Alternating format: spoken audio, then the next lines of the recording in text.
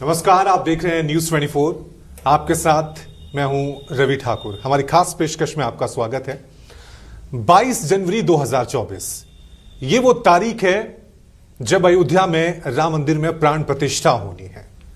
कहा जा रहा है कि सनातन संस्कृति का मौजूदा समय में यह सबसे बड़ा धार्मिक आयोजन हो रहा है।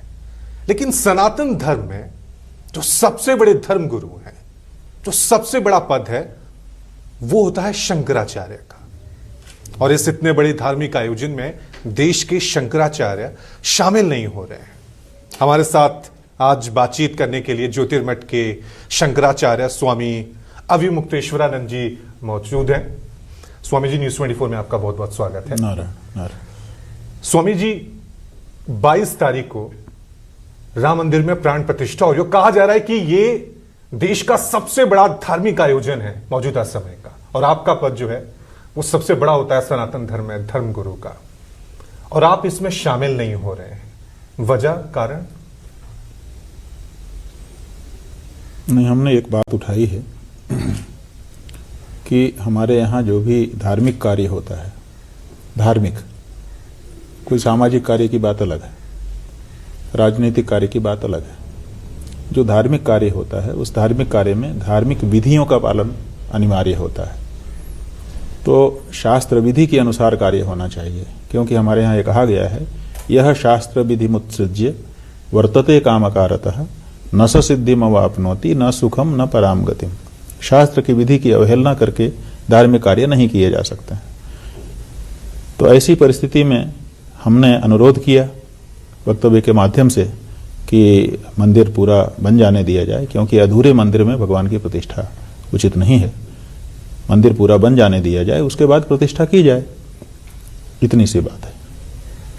आपको निमंत्रण मिला है? भगवान के यहाँ जाने के लिए वैसे तो किसी निमंत्रण की आवश्यकता नहीं होती है, लेकिन आप तकनीकी रूप से पूछ रहे हैं, इसलिए बता रहे हैं कि हमें कोई निमंत्रण नहीं मिला है।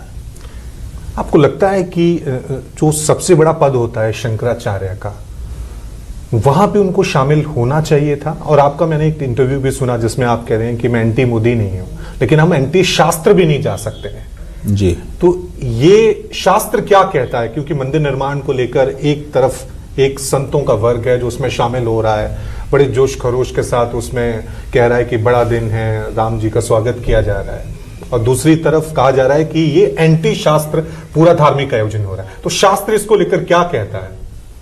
देखिए, शास्त्र कहता है, कोई भी वास्तुशास्त्र उठा के देख लीजिए जिसमें मंदिर के बारे में चर्चा की गई, हर शास्त्र कहता है प्रासादो देव रूपस्यात्। जो प्रासाद होता है, प्रासाद माने भवन, मंदिर, वो देव रूप होता है। माने जो मंदिर में जब हम जाते हैं तो जो बाहर से दिखता है पूरा मंदिर, वो देवता का शरीर होता है, और जो मूर्ति होती है वो देवता का आत्मा होती है, प्राण होता है। तो ऐसी परिस्थिति में वो प्रासाद जो है वो देवरूप है। और फिर उसमें कहा गया है शिखरस्तु शिरोज्ञेयो, जो शिखर है वो उसका सिर होता है। तो अभी सिर बना ही नहीं, आप धड़ में प्रतिष्ठा कर दे रहे हैं, ये कैसे हो सकता है? तो ये उचित नहीं है धर्मशास्त्र की दृष्टि से, राजनीति की दृष्टि से और किसी समाज की दृष्टि से भले इसको सही कहा जा सके, लेकिन धर्म की दृष्टि से जब हम देखते हैं, शास्त्र की दृष्टि से देखते हैं, तो ये उचित नहीं है। इसीलिए हमारा अनुरोध था कि मंदिर को पूरा बन जाने दिया जाए, तब धूमधाम से प्रतिष्ठा की जाए। मुहूर्त को लेकर भी एक नया विवाद शुरू हुआ था। आपका ही सुना था कि रामनवमी के दिन ये शुरुआत होनी चाहिए, तो उसको लेकर भी आप कुछ कहें? नहीं, मुहूर्त के बारे में यह है कि अभी कोई प्रतिष्ठा का मुहूर्त नहीं है। जो मुहूर्त बताने वाले ज्योतिषी जी हैं, उनका भी हमने चैनलों में देखा, लोगों ने हमको दिखाया, तो वो भी कह रहे हैं कि हमसे जनवरी में ही मुहूर्त मांगा गया था, इसलिए हमने जनवरी में जो अच्छा समय था बता दिया। तो अब सवाल ये है कि जनवरी में ही क्यों उनसे मांगा गया कि इसी में हमको दे दीजिए? इसका मतलब है कि कोई चाहता है कि मुहूर्त की जरूरत नहीं है, हमको तो अपनी सुविधा के अनुसार करना है, ये बात है। स्वामी जी, क्योंकि सिर्फ आप ही नहीं हैं जो इसमें नहीं जा रहे हैं, और भी शंकराचार्य हैं जिन्होंने इसका विरोध जताया है, तो बाकी शंकराचार्यों से आपकी कोई बातचीत हुई है इस बात को लेकर? कोई चर्चा हुई है कि नहीं ऐसे होना चाहिए था, ये होना चाहिए था, अब मिलकर ये आपका व्यक्तिगत निर्णय है? देखिए, हम लोग ये मानते हैं कि हम चार जले भले हैं, लेकिन हम चार इसलिए हैं क्योंकि हमारा क्षेत्राधिकार अलग अलग है। उत्तर भारत उत्तर वाले का है, दक्षिण भारत वाले का है, पूर्व पश्चिम भारत उनका है। तो क्षेत्राधिकार की दृष्टि से हम चार हैं, लेकिन सनातन धर्म की दृष्टि से हम एक हैं। क्यों? क्योंकि हमारे शास्त्र एक हैं। चारों शंकराचार्यों के शास्त्र तो एक ही हैं, इसलिए चारों में कोई मतभेद कभी हो ही नहीं सकता। एक और चीज जो मैं आपसे जानना चाह रहा था कि अभी ये हो रहा है, इसको लेकर राजनीति भी शुरू हो गई है। कांग्रेस ने आपका पक्ष लिया, कांग्रेस ने आपका समर्थन लिया, तो उन्होंने कहा कि आप कांग्रेस की तरफ से ज्यादा बोल रहे हैं।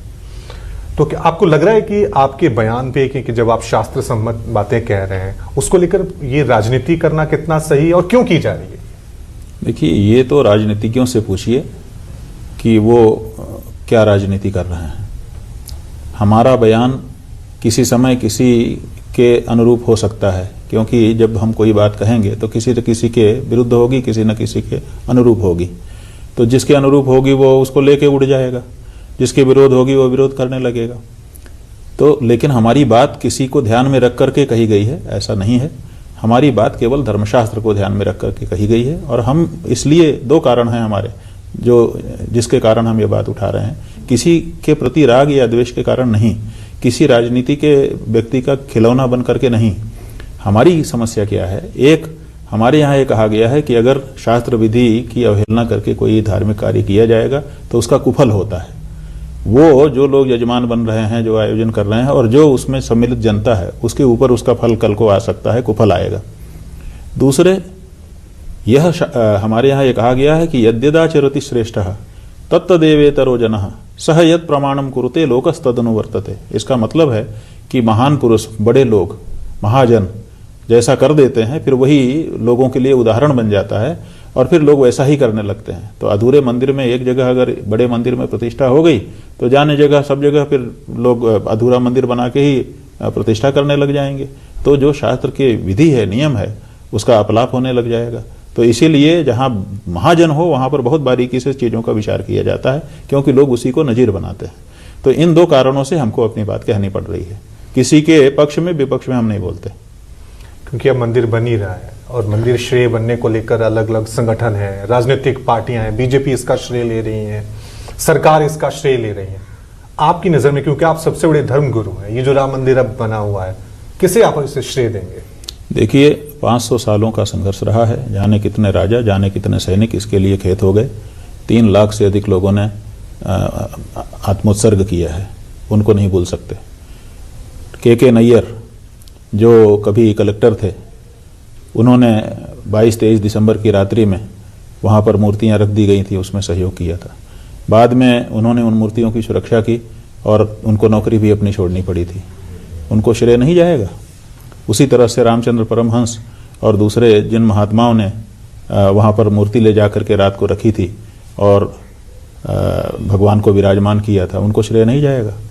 जो अभिराम दास निर्मोही अखाड़े के, जिन्होंने वहाँ पर मेला लगवाना शुरू किया, जिन्होंने वहाँ पर चबूतरा बना करके वहाँ पर भगवान श्री राम का संकीर्तन शुरू किया, इसके लिए संघर्ष तारी किया, उनको श्रेय नहीं जाएगा? जब जो कार सेवक आए वहाँ पर, उन्होंने ढांचे को ढा करके जो पुरातात्विक उत्खनन है उसका मार्ग प्रशस्त किया, उनको श्रेय नहीं जाएगा? जो नरसिंहा राव वहाँ पर मिलिट्री लगा करके वहाँ पर तंबू तानने का अवसर देते हैं, उसमें सीढ़ियाँ बनाने का अवसर देते हैं, वहाँ पर मूर्ति मंगवा करके, जो मूर्ति गायब हो गई थी, दूसरी मूर्ति राजा साहब के घर से ला करके 4 भाइयों की वहाँ स्थापित करके पूजा अर्चना करने का अवसर देते हैं, उनको श्रेय नहीं जाएगा? नरेंद्र मोदी को देंगे? उसी तरह से अब हम तो सीक्वेंस में आ रहे हैं, लेकिन आपको तो धैर्य नहीं है, आपको तो नरेंद्र मोदी का केवल सुनना है, बाकी कुछ आपको बाकी तो कुछ दिखाई ही नहीं देता। प्रश्न कर रहा हूं जो मौजूदा आज की मीडिया का यही नियम है कि उनको नरेंद्र मोदी की सिवाय कोई बात करो उनको सुनना ही नहीं है। राम जन्मभूमि का आप पूछते हैं किसको श्रेय जाएगा? हम एक सिलसिलेवार 500 साल से लेकर के बताते आ रहे हैं। अगर आप धीरज रखते तो नरेंद्र मोदी का भी नाम आता, बिल्कुल, लेकिन आपको धीरज ही नहीं है। मौजूदा समय में, क्योंकि आप नरसिम्हा राव जी का आपने जिक्र किया, तो मुझे लगा मौजूदा समय के जो प्रधान भाई नरसिंहा राव का हमने सीक्वेंस में नाम लिया, एक एक घटना के बाद हम नाम ले रहे हैं। आप नरेंद्र मोदी का ही सुनना चाहते हैं, नरेंद्र मोदी का भी श्रेय है। श्रेय यह है कि उन्होंने मंदिर बनाने में रुचि ली, प्रतिष्ठा करने के लिए आयोजन करना चाहते हैं, उनका भी अपना श्रेय है। और बाकी कई हम जिनका कहना चाहते हैं उनका छूट गया। नहीं, आप कई हम नहीं कहना चाहेंगे। चलिए ठीक है। एक नरेंद्र मोदी का कहो। एक, क्योंकि इसको लेकर हम जैसे ही कह रहे हैं कि क्योंकि इस वक्त देश में जो माहौल बना हुआ है वो कहा जा रहा है कि ये सरकार हिंदुत्व को लेकर बड़ा अमृतकाल चल रहा है, देश के सनातन धर्म के लिए बहुत अच्छा चल रहा है, लेकिन दूसरी तरफ एक पक्ष होता है जो कहता है कि राजनीति में धर्म की जगह नहीं होनी चाहिए। शंकराचार्य के तौर पे आप क्या समझते हैं, सरकारों का धर्म के प्रति क्या रोल होना चाहिए? अभी जो चल रहा है उसे मौजूदा परिस्थितियों में आप कैसे देखते हैं?